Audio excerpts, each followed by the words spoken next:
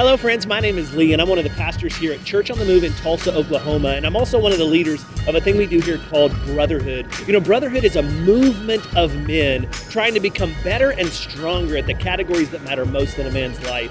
And one of the things we do is a monthly breakfast where we hear an encouraging and an inspiring message from business leaders, from leaders in the church, from men who have come back from failure, men who have overcome addiction.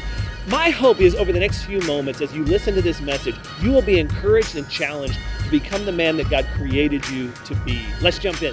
I want to jump into this. Michael and I are good friends. He is my brother. A lot of you know Michael. He's been around here a long time. He's a big personality, right, Michael? He's a big personality, a fun guy to be around.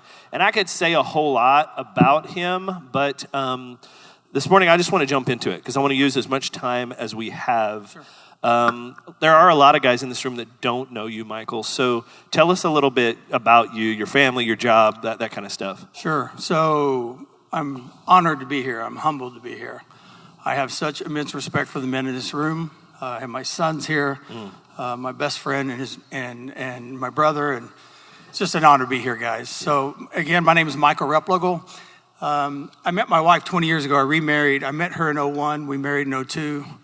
We dated for 76 days. Wow. Just thought, why not?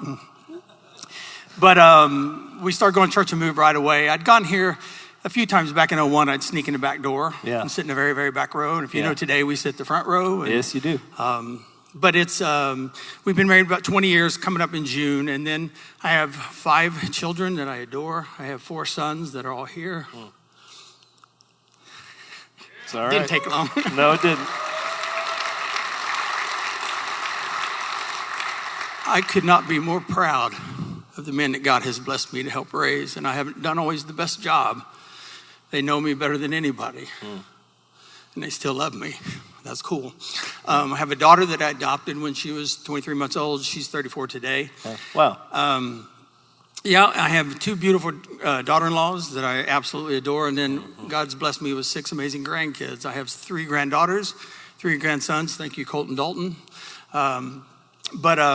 I always say if I'd known how cool grandkids were going to be, I would have been nicer to their dads, probably. So that's okay. You can we'll go with them. What do you do? What do you do for a living? So I've always wondered, does anybody in this room know what I do? I've been in the contact center space for 35 years. I started right out of college working for a company called USAA in a call center. After about 9 years of getting promoted multiple times, I was moved to San Antonio, Texas.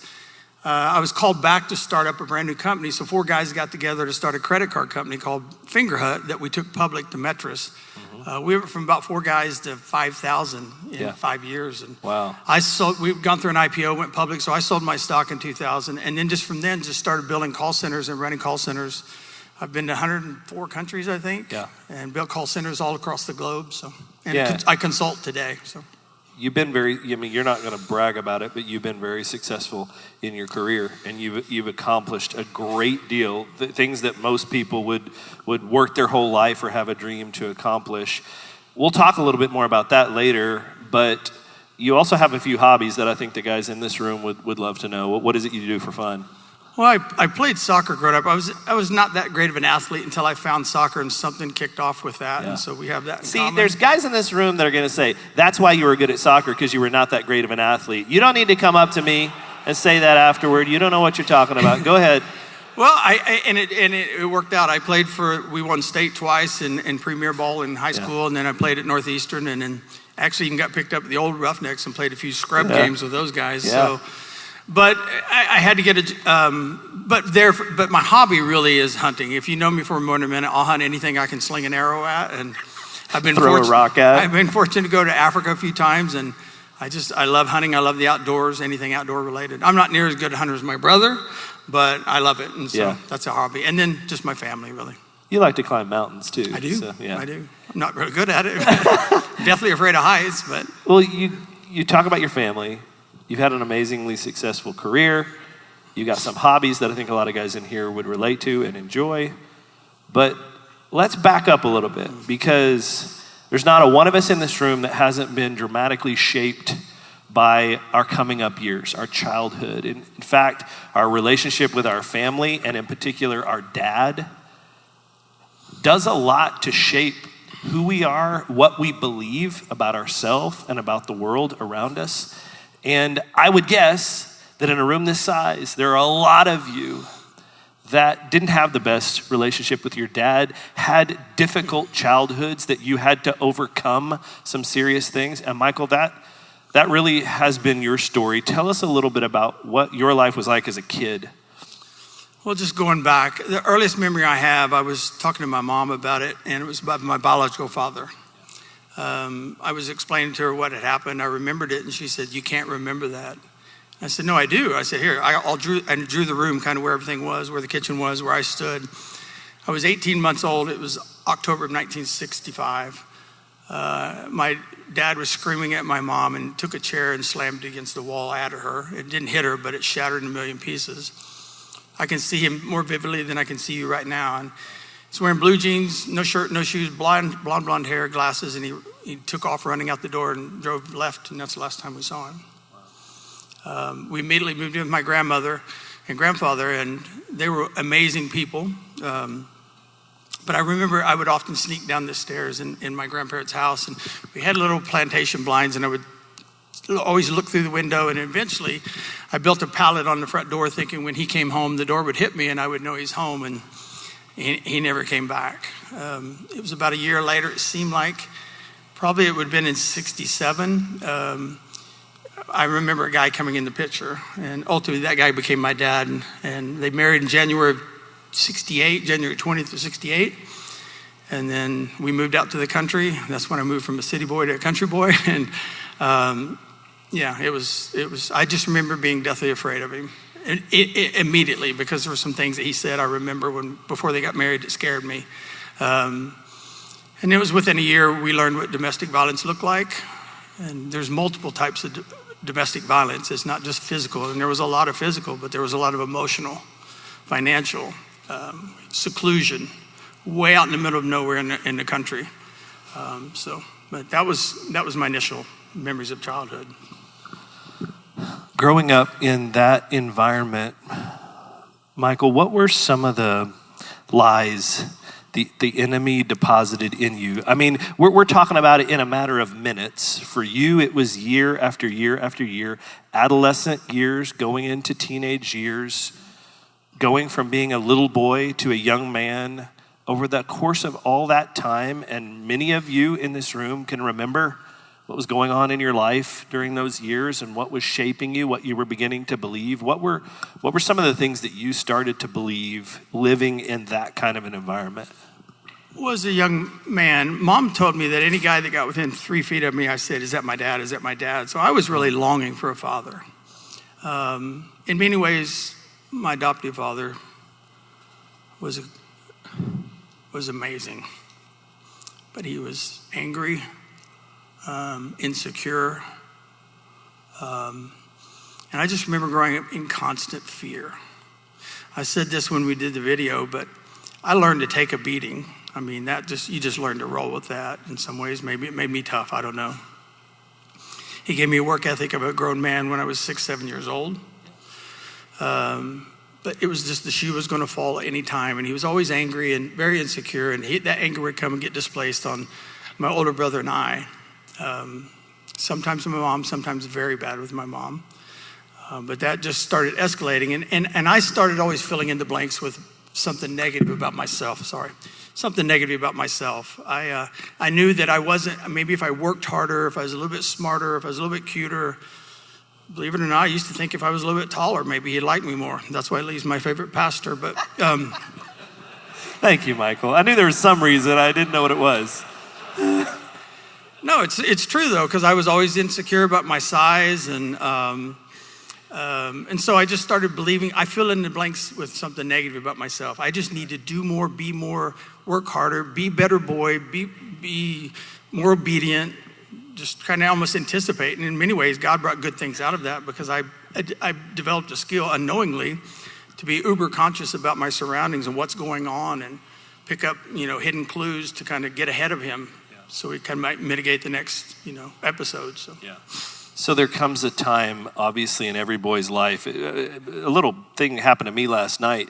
Shannon brought in a jar of something and said, I can't get this open. And I was hammering on that thing, man. I don't know what the deal was. I couldn't get this jar open. And then my son, Ethan, comes in and he's like, popped it open. I'm like, wait a second.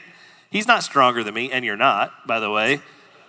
But there comes a time when, you're a man. And no longer can that person hurt you physically. They can still inflict damage on you through the relationship. But you pretty quickly were your own man, moved into your 20s, 30s, even 40s. Those 3 decades, you started chasing a lot of things based on what you'd been through, and we all do this, based on the lies that you'd believed, based on things that you believed about yourself, based on insecurities that you had. You start running full steam as a grown man into adulthood, and you start having success, and you're pursuing a lot of things. Talk about what you were after in those decades. Well, one thing that I've shared this before, but there was a saying when we were kids, sticks and stones may break my bones, but words will never hurt me. And man, that's a load of crap. Yeah, it is. The physical part you learn to deal with, but the words, the cutting, the constant cutting down, the constant emasculating, demoralizing. You would have a win, he would knock you down and have the inverse impact on how he reacted to you. It's funny because I have an older brother who I absolutely adore, but we took different paths in life. He's very kind of recluse and keeps things hidden inside. He's a wonderful man, but it impacted me differently. I went after stuff. I got very aggressive. I just had this, I'm going to show you mentality. I remember I was speaking to a company in Missouri one time, and a guy came to me after we talked, and he said, what drove you in your life? I bet it was your dad. And I said, it was. He said, was he amazing? I said, no, he wasn't. I just wanted to prove him I could win. I could do this. I could do that. I could be successful. And I really developed a horrible set of skills or habits that I became very me-centered and winning-centered and standing out-centered. And God has blessed me in my career beyond what I ever would have imagined. Nobody grows up thinking when I grow up, I'm going to work in a call center. I mean, if you do, you're crazy. But it was all about getting promoted, about winning, about being the best, about working hard. They want you to stay late, you stay twice as late. Show up early, do stuff without being asked, be a perfectionist, everything you do. And all of my value and everything was always hinged to what I had achieved, what I had just done. It drove me, really. I think Pastor Witt talked about that one time, but how it impacted me. And it was really and all I ever wanted was my dad to be proud. I'd be lying if I didn't say I wanted my biological father to show up and say, wow, I've heard what you've done, or this or that. And that didn't happen. I remember one time I played collegiate soccer at Northeastern, and I had won some accolades and awards, and I was pretty proud of them. And honestly, the only person I really wanted to tell was my dad. So I ran home, and after mom left him in December of '83 when I was in college, and I was pursuing him constantly, going out to see him. And I remember one time I went out there and it was still, he lived way in the back of the woods where we grew up. And I said, hey, Dad, guess what? And I remember it. I can see his face right now. He was sitting on the ground changing brake shoes, if that tells you what kind of year it was, and on a pickup. And I said, Dad, guess what? I just was nominated for this, and I just won this award. And he just was very, so what? It was like, that doesn't matter, Michael. Those things aren't important in life. And I said,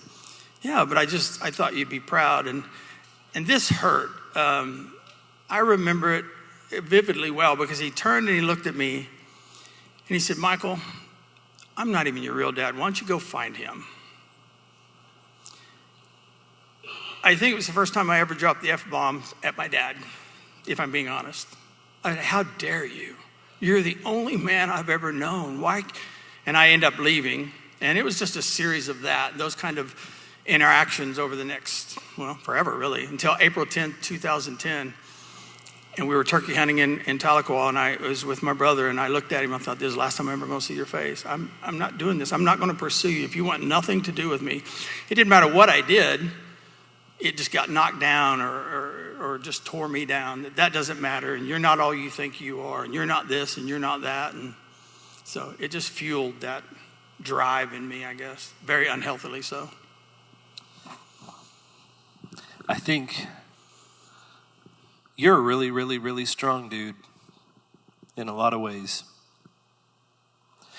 And a lot of you in here, maybe all of you in here, are strong men. But we're not invulnerable to being wounded. And what do we do with that? I mean, there's not a man in this room that when they hear that story, something inside you doesn't hurt. Because it's not supposed to be like that. You're supposed to feel the love of a father. You're supposed to feel the pride of a father in his son. And when you don't have it, and a lot of you haven't, it hurts. It creates a wound that if we don't find healing for that wound, it will affect everything. It will affect our marriage. It will affect us as dads. It will affect us in the impact we have on people at work. I guess I just want to pause here and say, if you walk around with this front of strength and I'm fine and I've got it all together, but you've got stories like that, you're probably not fine. And that's all right. None of us are. That's why we do this. So that those things, those real wounds, don't hold us back from moving into the life that God has for us, from being the husbands and the fathers that God calls us to be. And I think, Michael, that's why I wanted your story to be shared, because I don't want to get ahead of ourselves, because here's one more thing I want you to talk about to these guys. You started chasing some stuff and you started having success. You said it in the video that we showed in service. It was working out, and women. Yeah. And you pretty much experienced what the world would say is awesome in all three of those areas for a time. Talk about that and talk about where it led you. Well, I had 2 failed marriages. I've never said that publicly like this. I used to find that embarrassing, but it's a part of the story. They weren't bad women. And I was not an abusive man by any stretch. But I put 100% of the pressure on them to make me feel good about me. And of course they tried. But that no human can do that. No human can make you feel what you're wanting to feel. If they do, it's temporarily. They're not designed to do that. Plus, I found out God's really jealous for that role. He wants that role. He wants to be that to me. And I never didn't love God. And I was a Christian since I got saved in 1978 at New Life Ranch. But man, I just thought God was this dominating, looking over me. And I was just one mistake away from him rolling his eyes and saying, "You are such a screw up." So I looked to women for that. And after my second divorce, I really kind of said, that's it. I'm not going to go down that path again. But it didn't stop me from pursuing women. I tried to be a good father to Colton, Dalton, and Whitney. In many ways, I thought I was. I supplied things to them they didn't have. We had nice homes, nice cars. But I know it scared those kids. I had a temper that would go off in 2 seconds. I know it put such a demand of perfection, and I was just looking for them to be what I expected myself to be. I struggled connecting with the boys. I wanted to. I attribute so many of obviously they're grown men, they make their own choices, but so many of the things they struggled with, I know that I was a part of that. In 2001, I think I shared this in the video, but I had been suicidal since I was age 7. I had an aunt shoot herself when I was 7 years old, and I thought, ooh, there's an option. So I kind of toyed with that idea and played with it my whole life, and it was always an option for me. And until 2001, I just said, that's it. And I want to stop for a second.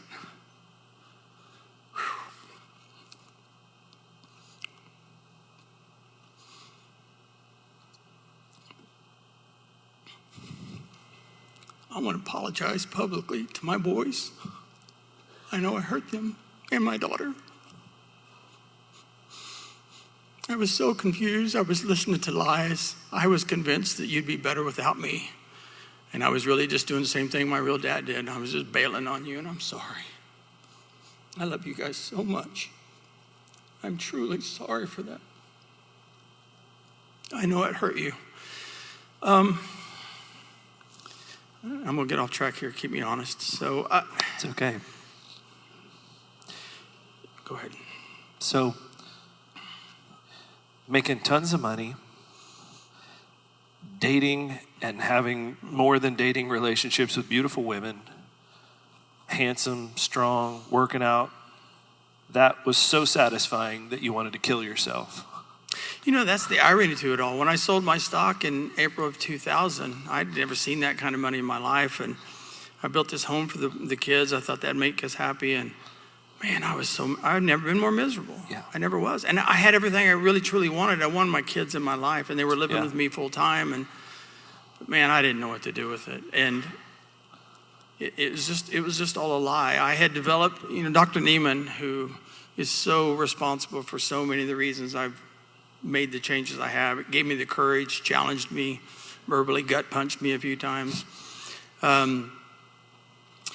He said, you developed a set of skills, survival skills as a kid, and they worked really, really well. Yep. And you found all kinds of success. He said, but those don't work as an adult, and not where you're wanting to be. And he said one more thing, and I remember this vividly. I was in Allentown, Pennsylvania. I was sitting in front of an Arby's facing south in my car.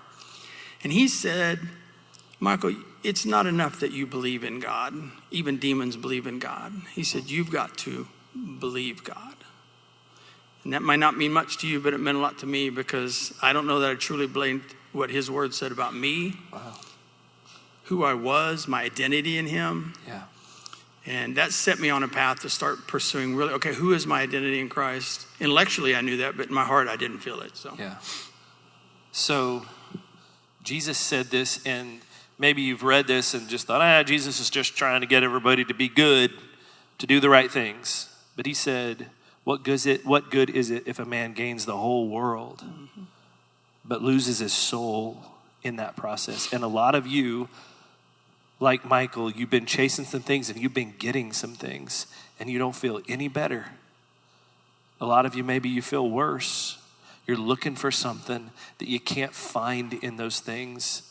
So Michael, real quickly, I know we only have a few more minutes left, but this story is hard, but it doesn't have a bad ending. No. And it's still not over yet. No. You met Jesus in a life-changing way on the mission field. Mm-hmm.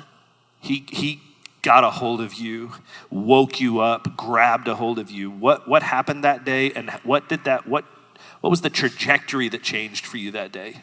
Well, just backing up a little bit, I was in between clients as a consultant. It was August of 2015, and I was with a guy, and it was just kind of a fill-in role until I found a new client. And I was with a guy, and we were driving to Tahlequah, Oklahoma, and he started talking. He traveled to Papahagan, and he was on his prayer team, and he asked me, he said, do you believe people have different spiritual gifts? And I said, of course I do.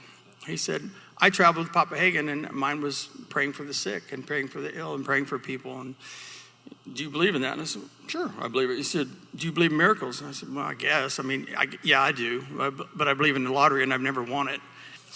And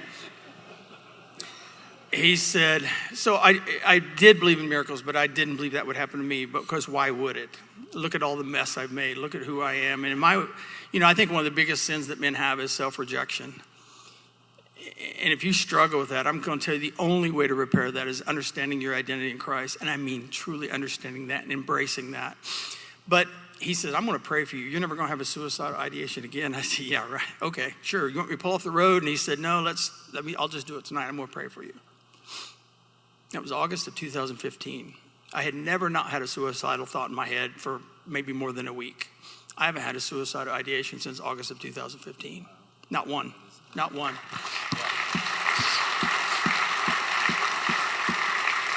So that really triggered me to get more involved. We had moved out of state after starting Church on the Move, and so we started coming back to Church on the Move full time at that point. And then I just felt compelled to go on a mission trip. Don't know why, I don't know where it came from, but I don't know where it came from. But so Hillary had gone on one, and I saw she came back different. She radiated a light out of her face I had never seen. So we talked about going together. She didn't want me to go. She said, "You'll suck the life out of a room." And I'm like, "Well, you're not going to Africa by yourself." And we actually got in about a 30-second fight over this. And I said, "Well, you're not going." And I walked out the door, made it to the mailbox, and I said, "I'm not her dad. I can't tell her that." I said, "Honey, I can't tell you that." She said, "I can't tell you. I'm not going." It was a really good night that night, so we made up. But so we went on this mission trip together, and I made a vow and a promise to be quiet. I don't want to be the center of attention there.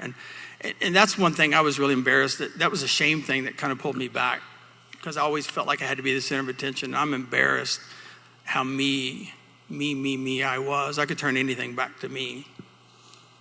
And so I said, I'm going to go to serve. That's the only reason I want to go. And so I'll make this really fast. We were in part of Celebration Church, and we had been going out into villages and praying with people. And I'd had the Holy Spirit speak through me. And when I was praying for 4 guys that said they wanted to be saved, and I'm like, I'm not qualified for this.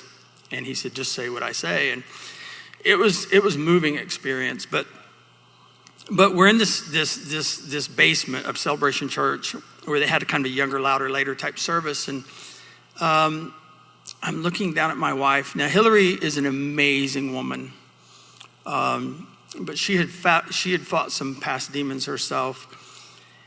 She had gone from, I would say, "Will you pray for me?" And she said, "I'm not going to pray for you face to face. I can't do that. I'll do that in quiet."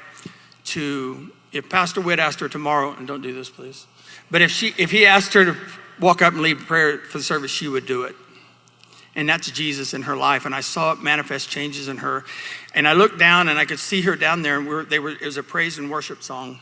They were doing Good, Good Father. But if you've never seen the African community praise and worship, you're missing out.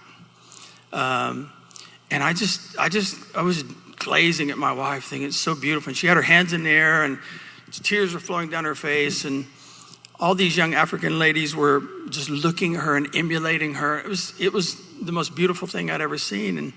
And as loud as it was in that room, it got deathly quiet. And I heard what seemingly to me felt like an audible voice, and it said, "Michael, what do you love to be called more than anything?" I said, "Daddy." Dalton still calls me Daddy today, and he's 31 years old, and I love it. And he said, "So do I. So do I. Just give me a chance to earn your trust." And I thought, who am I? Who am I? I'm a screw up. I'm a mess up. He said, "You're my son." And I committed at that point to going all in, losing all the garbage. It took a period of time to really identify the things. And through Dr. Neiman's help, Mike Shields was a huge part of that. I probably didn't even aware how much he was. He took us through a study of a book called, Dr. Neiman had given it to me 4 or 5 years earlier. It's called Unoffendable. I was so offended when I read that book, I threw it down and said, "That's stupid." Well, Mike says, "Hey, we're going to do a study on a book called Unoffendable." I'm like, "Yeah, okay, yeehaw." It's amazing. It's humbling. And so that was, and then obviously I think being connected, I wanted a brotherhood. I'm going to make a confession right now in front of Lee and everybody in this room. I've never said to anybody but my wife, but when you start talking this brotherhood nonsense, I thought, this is crazy. This is fake. These guys don't really care. They'll care enough just to be nice for a minute. And I'm sorry to be that transparent, but that's kind of how jaded I was. Guys, I'm going to tell you, if you don't have brothers in your life, I've got my best friend in the whole wide world sitting right down here, and that man has gone to die for me, saved my life, found me in the woods after my suicide attempt. You need brothers. I think Chris Hodge said, if you're the only one that knows what's going on up here, you're in trouble. I know that there's men in this room that love me and care for me, care for my boys, care for my family. And man, that's made all the difference. Even if I wanted to back out of church, I don't think it could happen. I think there'd be 15 guys on my doorstep in a matter of time. I mean, Parker recently just went through a horrible incident. We thought for about 15 minutes, really almost 36 hours, we thought he had passed. I went outside because I wasn't going to break in front of my wife. And I went outside and I'm just about to lose it. And I said, Lord, I wouldn't speak anything negative, but I felt it. But I said, Lord, you're going to bring that boy to life. You're going to give that boy life. He's going to live and he's going to grow up to be strong. The strong boy that he is today is going to be a strong man. And I looked up and here comes an army of men. Trandy Birch, I think he beat the ambulance to the hospital. Lee Martin, Stephen Posey, Terry Johnson. These men came and got around my side. My phone blew up. My pastor called. Coach Ricky called. Coach McQuarters called. Darren Melton, who I go way back with, called. I mean, it was the most amazing amount of support I've ever seen and felt in my entire life. We love you. I love you too, bud. And I love the Brotherhood too. I had 2 questions, but I want to just reduce it to one. I'm just gonna give the answer of the one that I'm skipping. The other day you told me you've never been more happy. No. You've never been more blessed. You've never been more satisfied. You've never loved your family more than now because of Jesus, because of your real Jesus experience. No matter all that you'd accomplished before, God has healed places in you, and he has given you a joy unspeakable, and we feel it. That's what Jesus can do. The question I do want you to answer is, there are men in this room who they didn't have a dad, or the dad that they did have didn't show them love, didn't make them feel like he was proud of them. There are men in this room who have chased a career and it's not what they thought it would be. There's men in this room who have failed marriages because their relationship with women was not healthy and not right. Having traveled a lot of those paths and found yourself here with Jesus, with your family, happier than you've ever been, what advice, what would you say to those guys who are stuck, who are not sure how to move forward with where they are? What would you say to those guys? You know, there's a scripture, and I'm not a theologian. I wish I knew half of what Blake Zimmerman forgot, but I know that God is no respecter of people, and what he's done for me, he will do for you. Our Pastor George, our founding pastor of Church on the Move, recently did a bit about 20 sessions on the law of continuance. What God has started, he will finish. Going from head knowledge to heart knowledge was a miracle in my life. But I'm telling you, if it can happen to you, it will happen to you. You've got to pour yourself in, though. I think John Schimmer said it extremely well. God doesn't want 98% of you. He's not interested in that. He wants all of you. I mean, if you're struggling with porn, you got to come out and say it. If you've had affairs, you got to come out and say it. You've got to bring that to light, because what's in light, what's in the darkness has to be brought to light. That's it, period.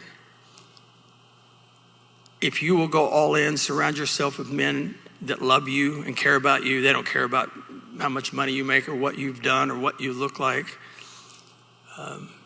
And truly understand what it means to be surrounded by the love of Jesus. And sometimes he uses guys. I mean, he uses them to tell you things and direct you and lead you.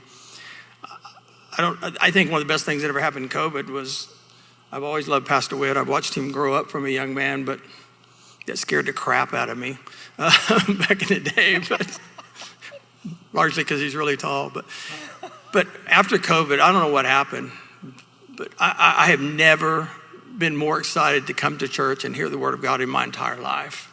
I mean, these sermons, they're off the hook. I tell him often, I said, your sermon made me squirm, made me feel uncomfortable, made me laugh, made me cry, made me feel hopeful, gave me hope. I mean, I want to be convicted. I want to find whatever's impure in me, gut it out. But I have never been this happy. I find more joy today to see Colt playing with his kids on the floor, to watch my son Dalton embrace his daughters or his sons, to see Parker get up out of that hospital bed and walk out. And then I've got my giant down here, Tristan. He's 6'3". Yes, he is my child. But he's got the poise and the maturity of a grown, wise man. And I love watching these guys grow. I love watching my little brother come to love Jesus. One of the most talented men you ever meet. Told his whole life he wasn't worth anything. He's not that to this. Can't do that, can't do this. Man can train a horse better than any guy in this room, hands down. but he's a good man, and he loves Jesus today, and I love seeing that. My best friend and his identical twin brother, Bruce Johnson. If you don't know the Johnson twins, you're missing out. I've watched these guys embrace Jesus to the point they work with youth. Their families are amazing. Jesus will radically alter your life. You just got to give him the chance and trust him to do it. Listen, men are going to fail you. I'm going to hang around me long enough, I'll disappoint you. But we're humans, right? We just keep trying to get better and better. And if you've had church hurt in your past, I get that. That wasn't God's fault. Humans we're going to disappoint each other. We just got to keep plugging away. And the thing that's so beautiful about Church on the Moon, I think these are real men that make mistakes. They apologize for it. They love each other. They confess their sins. They grow stronger. And God will lead you places you never dreamed. I never dreamed in 5 million years I'd be walking in a prison. These are men I used to judge. Praise God, Mike Shields was courageous enough to say, Michael, I think you need to work in prisons 2 years ago. So about every other Saturday, I get to go to Dick Connors. I have the pleasure, the privilege of going to Dick Connors and hugging these guys and loving them and saying, I don't care what you did. I had a guy recently tell me he murdered his wife. I'm like, who are you today? And the guy's so excited for Jesus. And to see the hope and the joy and excitement in this guy's eyes, he's in prison. He doesn't get to go hunting or go traveling and climbing mountains. And just to see the radical transformation in this guy's face. And if you don't believe me, that's fine, don't believe me. But listen, give it a chance. Come talk to me about it. It will radically change. It changed John Shimmer's life. It changed my life. It changed Lee's life. Stephen Posey, one of my best friends, train wreck. Last Saturday, we celebrated his ordination, or Sunday, we celebrated his ordination in Santa Barbara, California. He's going to lead people. He's going to grow the kingdom of God out there. Brotherhood, would you guys join me in thanking Michael for sharing his story?